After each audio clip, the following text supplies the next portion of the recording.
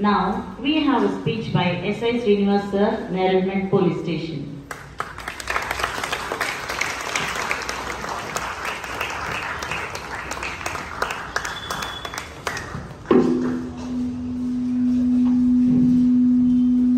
Good morning, children.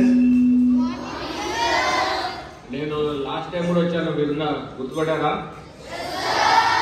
Yes, అంతా యాక్టివ్గా ఉండాలి, హ్యాపీగా ఉండాలి, యాక్టివ్గా ఉండాలి, ఎనర్జెటిక్ ఉండాలి, హెల్తీగా ఉండాలి.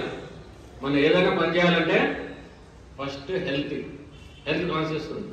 మీరు చదువుకోవాలంటే కూడా ఏం కావాలి? ఫస్ట్ మీకు హెల్త్ సరిగా ఉంటే మీరు కాన్సన్ట్రేషన్ చేయగలుగుతారు. కానీ ఇప్పుడు మన ప్రజెంట్ చేసిన వాళ్ళందరూ కూడా చాలా బాగా చెప్పారు. సుమారు ఒక హాఫ్ అన్ అవర్ చెప్తే కూడా మీకు ఎంత చెప్తామో అదొక 10 నిమిషాలలో మనకి అంతా ప్రజెంట్ చేశారు. మీకు దీని మీద ఎన్విరాన్మెంట్ మీద ఉన్న కాన్షియస్ బాగుందని మాకు అర్థమైపోయింది. అందరూ కూడా ఈ ఎన్విరాన్మెంట్ ఎట్లా డెవలప్ చేసుకోవాలి, డిస్ట్రాయ్ చేయొద్దు అనే దాని మీద కూడా తెలుసుకోవాలి. లాస్ట్ టైం నేను చెప్పిన దాంట్లో మీరైతే వీళ్ళు మీ కొంతమంది లేనట్టుంది, అంతే కదా?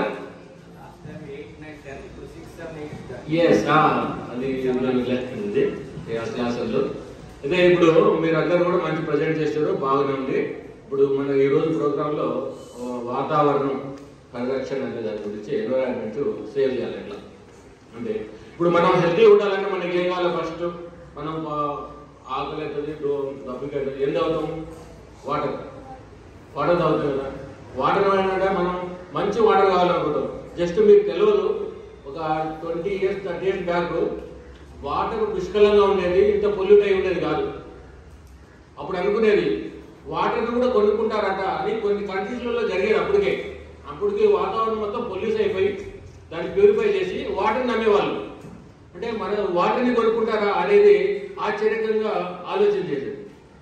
ఆ పరిస్థితి మనకు కూడా వచ్చింది. ఈరోజు కొనుక్కుంటున్నాం, వాటర్ కొనుక్కుంటున్నాం. మన బాయిలలో నింద చేసి ఇట్లా పట్టుకొని తాగుతుంది. ఆ బాయిలు ఉన్నాయి ఈరోజు అన్ని అడిగట్టుకునే జలాశయాలు. మనం దాని యొక్క పొల్యూషన్ పెరిగిపోయింది.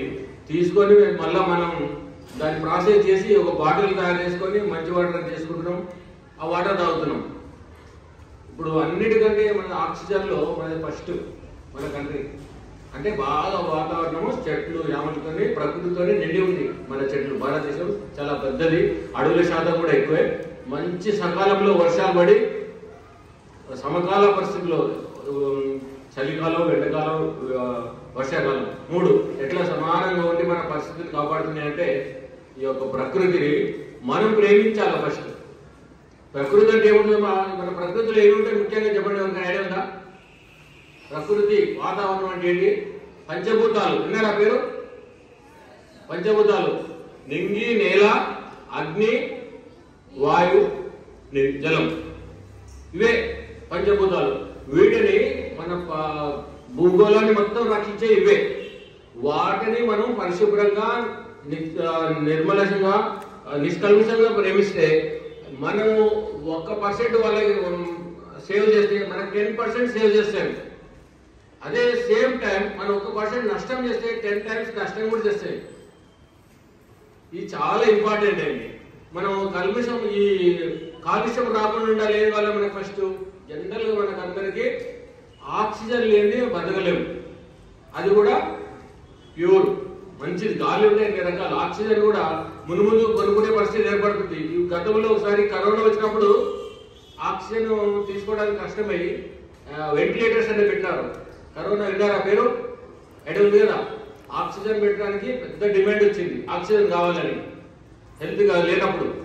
అదే ఇప్పుడు ముందు కొన్ని దేశాలలో కూడా ఆక్సిజన్ హౌసెస్, ఆ దాంట్లోకి వెళ్ళి బయటకు వస్తే కొంత ఛార్జ్ చేసి తీసుకుంటున్నారు. దాంట్లో అలాంటి ఆక్సిజన్ కూడా పెట్టాల్సిన పరిస్థితి ఏర్పడుతుంది. ఇవన్నీ మనకు సహజంగా దొరికే, కానీ మనము ప్రకృతిని చెడగొట్టేందుకు ఇవన్నీ కూడా మనం కొనుక్కోవాల్సిన పరిస్థితి ఏర్పడుతుంది. అందుకనే మనము ప్రతిరోజు మనం శుభ్రంగా ఉండాలి, మన పరిసరాలు శుభ్రంగా ఉండాలి. పరిసరాలు మన పర్యావరణం అంటే ఇదే, చెట్లు, వాతావరణం, గాలి, ఇవన్నీ ఇప్పుడు మనము ప్రీవియస్ ఒక 30 years బ్యాక్ చూస్తే మన చెట్ల శాతం ఎక్కువగా ఉండేది. ఇది మన వాతావరణంలో. కానీ మన అవసరాలకు నిత్యావసరాలు రోజు చెట్లు కొట్టేసి అన్ని వాడుకుంటూ అమ్ముకుంటూ చేస్తూ మనం పెట్టేది తక్కువ, నష్టం చేసేది ఎక్కువ. ఒక చెట్టు పెద్ద చెట్టు కొంత పర్సెంటేజ్ గాలి ఇస్తే అది కొట్టేస్తే ఎంత నష్టం అవుతుందో దాని సైమల్టేనియస్ ఏం చేస్తాం, మన అవసరాలు వాడుతున్నాం. అదొక 10 చెట్లు పెడితే కానీ దాని ఈక్వల్ కాదు. సుమారు ఒక చెట్టు కొట్టేస్తే మనం 10 చెట్లు పెట్టాలి. పెడితే అప్పుడు ఆక్సిజన్ లెవెల్ కొంతవరకు రీచ్ అవుతుంది. ఈ ఆక్సిజన్ ఉంటే వాతావరణం సమతుల్యంగా ఉంటుంది. ఎండ వాన నీరు ఇవన్నీ కూడా ఇప్పుడు దీంట్లోనే మనకి కలుషితం లేని నీరు లభిస్తుంది. దాని తర్వాత కలుషితం లేని ఆక్సిజన్ ఉంటుంది.